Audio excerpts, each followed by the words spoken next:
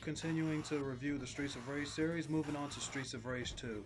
Now, I mentioned in my first Streets of Rage review that I was going to be playing the PlayStation versions of each of the games. Unfortunately, I don't have my PlayStation 3 hooked up to the laptop at this time, and I'm feeling a bit too lazy to switch systems. There's really no difference between these two versions. This is the Xbox Live Arcade port that was released a few years back, and you can still download it to this day for only $5.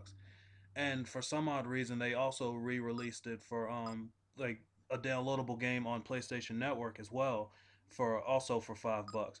But anyway, the distinct difference between this and maybe the classic Genesis collection and maybe the original cartridge itself is the fact that there are cheat codes that you could put in for like level select once again, along with adjusting how many continues and lives that you have, which you're not allowed to use any cheating within, this downloadable version of the game. Anyway, the game does support Xbox Live multiplayer. See, they have the co-op mode and a versus mode, which just puts the two of you in an arena and you just fight each other to the death. I personally don't find this mode very exciting at all. But yeah, and they also have leaderboards to compare scores. As you can see, people on here just hack the shit out of the game. I mean, there's no other explanation why they have such an insane score on there. And also the game supports achievements, which I'm sure a lot of you are familiar with those, or trophies on the PlayStation 3 version. As y'all can see, I've collected all of them. But anyway, moving on to the review. This one's not going to be nearly as long as the first one, but I'll express what I honestly think. Let's start a new game here. At least here you can adjust how many lives you have and the difficulty. This time I'm going to go normal. Last time I went easy.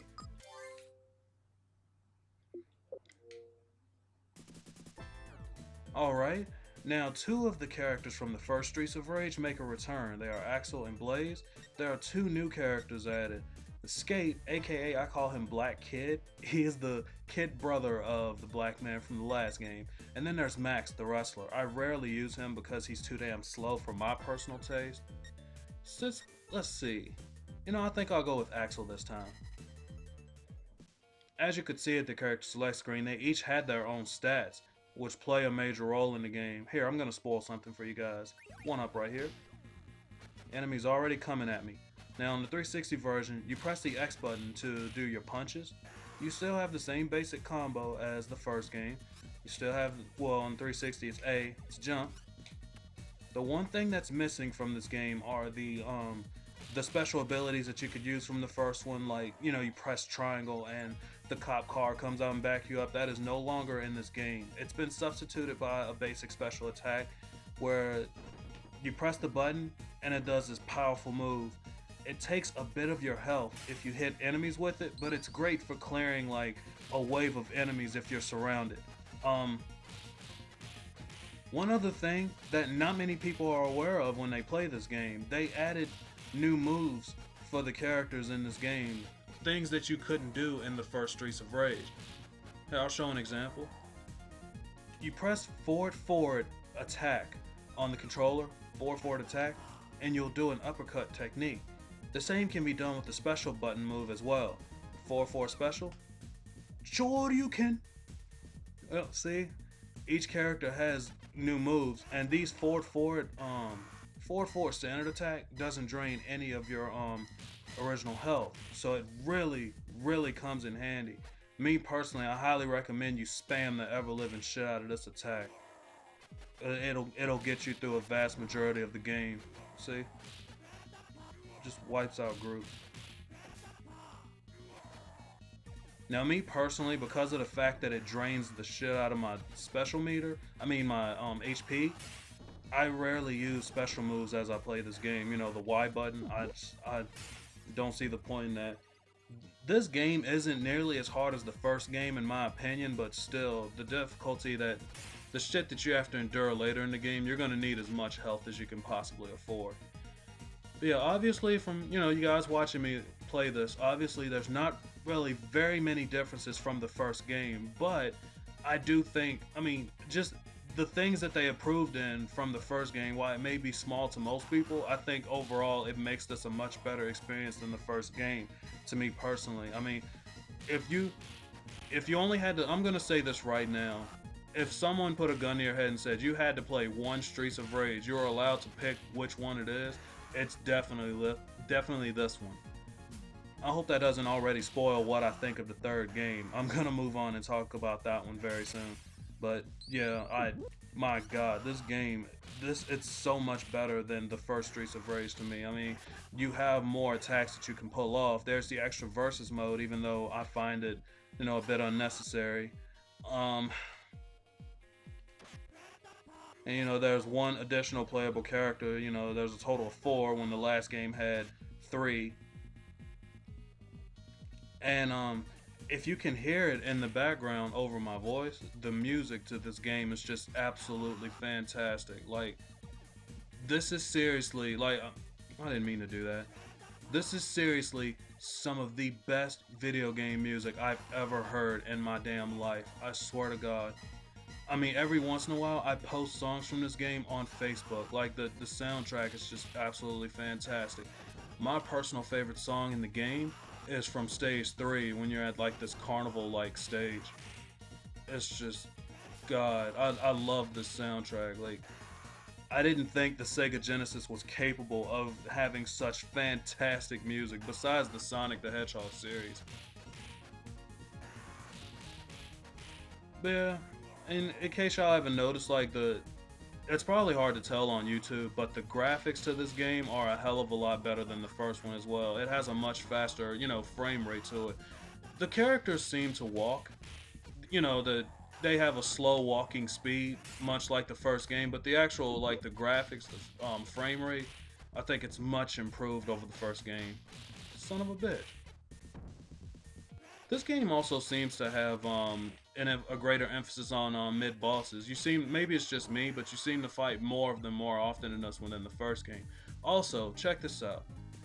I don't recall this ever happening in the first Streets of Rage, but within this one, they kind of have like a level within a level or something like that. See, I just walked into this nice cafe or bar, whatever the hell you want to call it.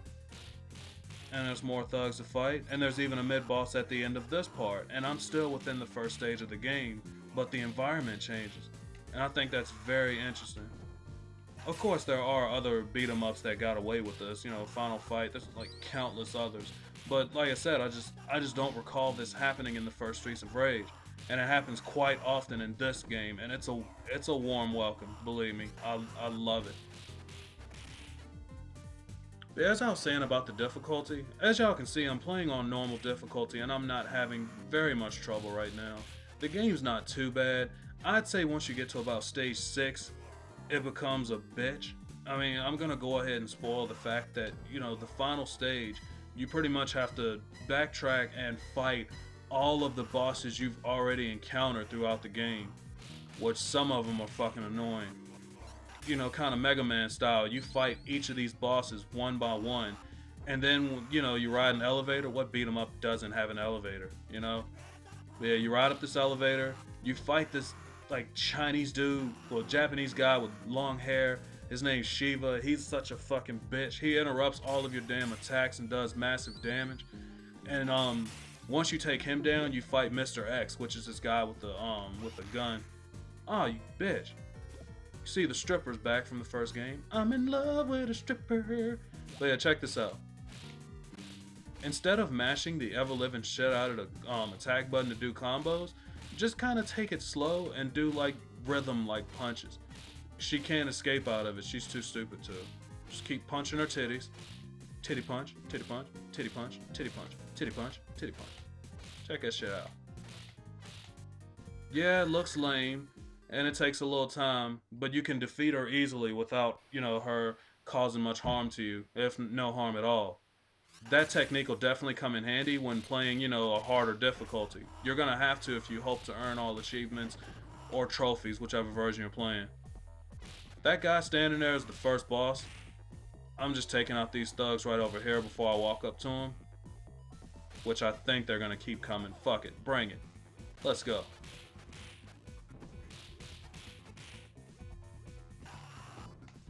Now there's something I wanted to demonstrate, which I just haven't found the opportunity to during these reviews. Guys like this can pick you up and throw you, And then there was those guys. Did you see those guys wearing the yellow jackets and they had like these white mohawks? They have a bad habit of picking you up quite often and just throwing you over their shoulder. See, when an enemy does that to you, you hold up and the jump button and you'll land on your feet and take no damage. This is, again, this will really come in handy on the harder difficulties. It'll save your ass in the long run. KO, KO. And that's the end of the first stage.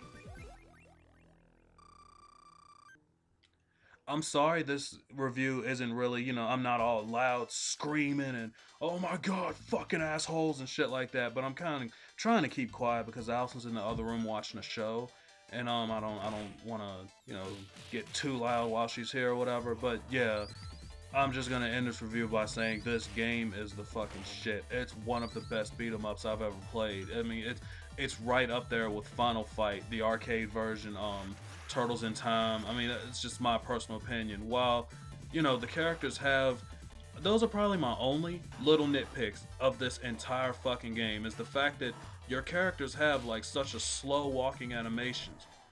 It takes forever to reach one end of the stage to the other.